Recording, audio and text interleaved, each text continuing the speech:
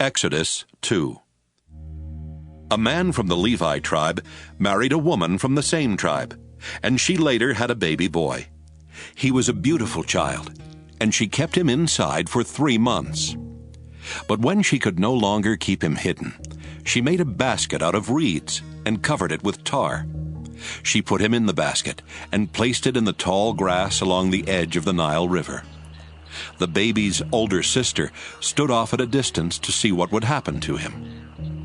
About that time, one of the king's daughters came down to take a bath in the river, while her servant women walked along the riverbank.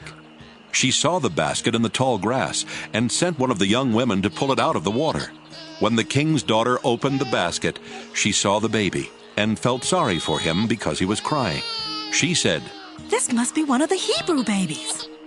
At once, the baby's older sister came up and asked, "Do you want me to get a Hebrew woman to take care of the baby for you?" "Yes," the king's daughter answered. So the girl brought the baby's mother, and the king's daughter told her, "Take care of this child, and I will pay you." The baby's mother carried him home and took care of him, and when he was old enough, she took him to the king's daughter who adopted him. She named him Moses because she said, "I pulled him out of the water." After Moses had grown up, he went out to where his own people were hard at work, and he saw an Egyptian beating one of them. Moses looked around to see if anyone was watching. Then he killed the Egyptian and hid his body in the sand. When Moses went out the next day, he saw 2 Hebrews fighting. So he went to the man who had started the fight and asked, "Why are you beating up one of your own people?"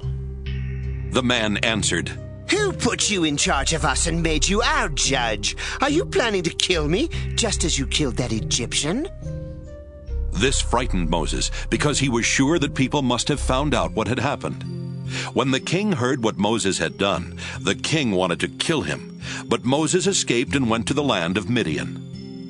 One day, Moses was sitting there by a well when the 7 daughters of Jethro, the priest of Midian, came up to water their father's sheep and goats. Some shepherds tried to chase them away, but Moses came to their rescue and watered their animals. When Jethro's daughters returned home, their father asked, "Why have you come back so early today?" They answered, "An Egyptian rescued us from the shepherds, and he even watered our sheep and goats." "Where is he?" Jethro asked. "Why did you leave him out there? Invite him to eat with us." Moses agreed to stay on with Jethro, who later let his daughter Zipporah marry Moses.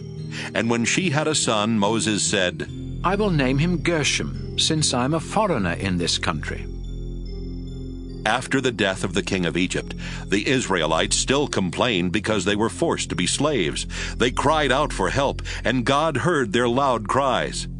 He did not forget the promise he had made to Abraham, Isaac, and Jacob, and because he knew what was happening to his people, he felt sorry for them.